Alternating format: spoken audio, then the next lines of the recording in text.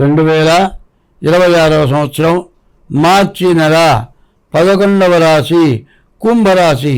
ఈ కుంభరాశికి 2 ఆదాయం 8 ఖర్చు, 2 రాజపూజ్యం, 2 రాజావమానం.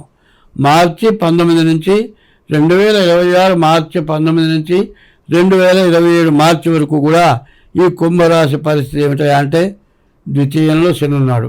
ఇంకా సంవత్సరం 6 మాసాలు మాత్రం బాగా కష్టమైన టైము.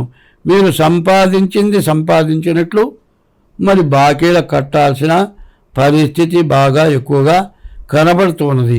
మరి ఈ మీనంలో ఉన్నటువంటి శని అతిచార ముందుకి మేషానికి వెళ్ళినా కూడా ఈ కుంభరాశి వాళ్ళకి బాగా కష్ట నష్టాలు ఎక్కువగా ఉంటాయి. కుజుడు బాగాలేరు, శని బాగాలేరు. ఈ కుళ్ళు వల్ల శని వల్ల అనవసరమైన దండగ ఖర్చులు.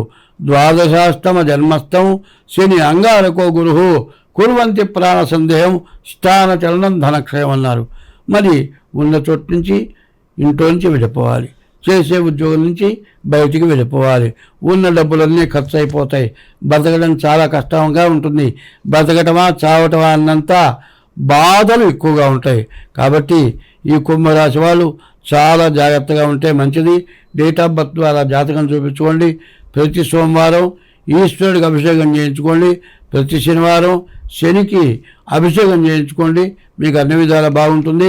స్వస్తి.